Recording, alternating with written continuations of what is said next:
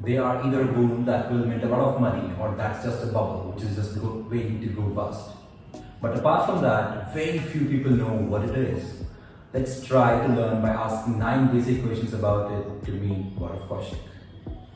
A cryptocurrency is a digital currency that can be used to purchase goods and services. However, it uses an online ledger with strong cryptography to secure online transactions. Much of the interest in these unregulated currency is to trade for profit, with speculators driving the price upwards. Many companies issue them in form of tokens which are like casino chips. You trade real currency to get these tokens. A defining feature of cryptocurrencies is that they are theoretically immune from government interference and control.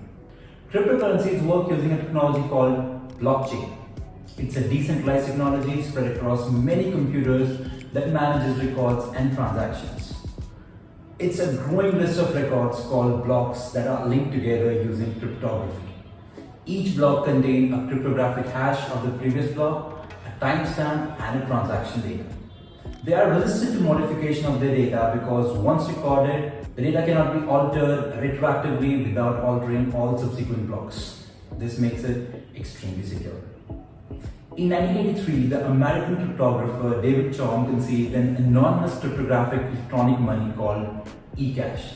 And in 1995, he implemented it through DigiCash, which was an early form of cryptographic electronic payments. It required user software to withdraw notes from a bank and designate specific encrypted keys before it can be sent to a recipient. This allowed the digital currency to be untraceable by issuing bank, the government, or any third party. In 1996, the National Security Agency published a paper entitled How to Make a Mint, the cryptography of anonymous electronic cash describing a cryptocurrency system. In 1998, Whabis published a description of B-money, characterized as an anonymous distributed electronic cash system. In 2009, the first decentralized cryptocurrency, Bitcoin, was created by presumably pseudonymous developer Satoshi Nakamoto. In April 2011, Bitcoin was created as an attempt to make internet censorship very difficult.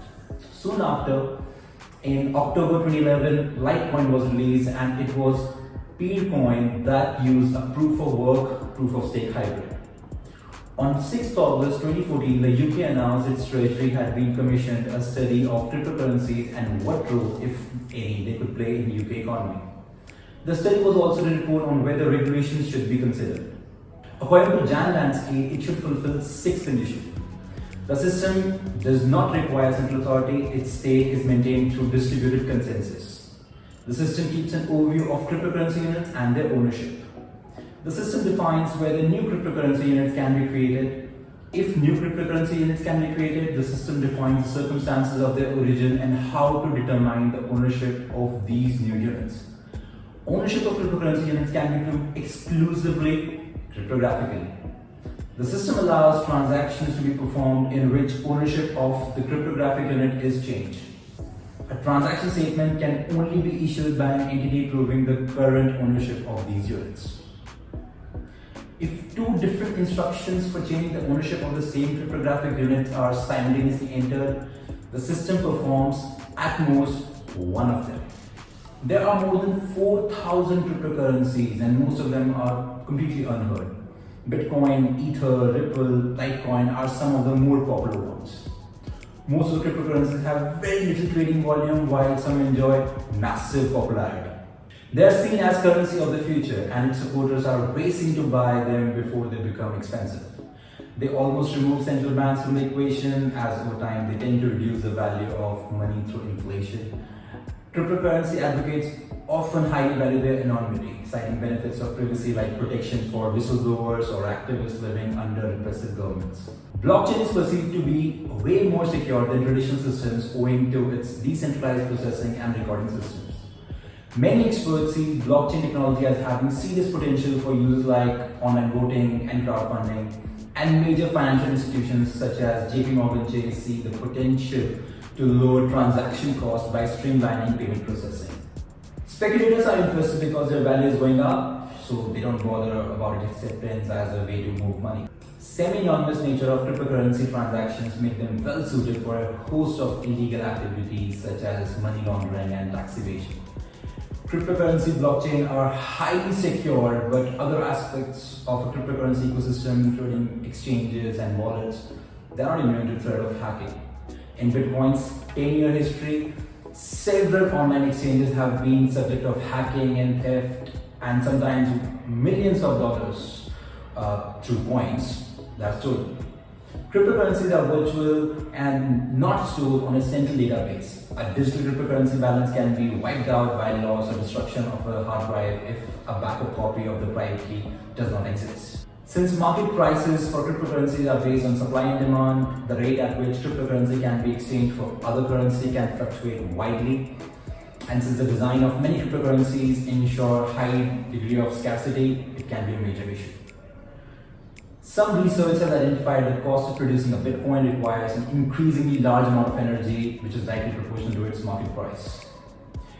Cryptocurrency may go up in value, but investors see them as mere speculations, not real investments. The reason, just like real currencies, cryptocurrency generate no cash flow. So for you to profit, someone has to pay more for the currency than you did. That's what's called the greater fool theory of investment. Contrast that to a well-managed business which increases its value over time by growing the profitability and cash flow of the operation. And to prove this point, legendary investor Warren Buffett compared Bitcoin to paper checks. It's a very effective way of transmitting money, and you can do it anonymously and all that. A check is a way of transmitting money too. Our checks worth a lot of money just because they can transmit money. While some cryptocurrencies, including Bitcoin, are available to purchase with US dollars, others require that you pay with Bitcoin or other cryptocurrency. To buy cryptocurrency, you need a wallet, which is basically an online app that can hold your currency. Generally, you can create an account or an exchange, and then you can transfer real money to buy cryptocurrencies such as Bitcoin or Ether. Coinbase is one popular destination to exchange your cryptocurrency, where you can both create a wallet and buy and sell Bitcoins and other cryptocurrencies.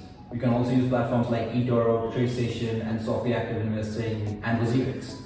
Many observers see potential advantages in cryptocurrencies, like the possibility of preserving value against inflation and facilitating exchange while being easier to transport and divide than precious metals and existing outside the influence of central banks and governments. However, this was just a beginner's guide to cryptocurrency. Let's dissect it even more in our next episode, and then we'll give it a verdict. After all, a prudent investor explores all the facets of his target. Meanwhile, you can subscribe to the channel, follow me on Instagram, and we will sail through this financial ocean together. Until next time,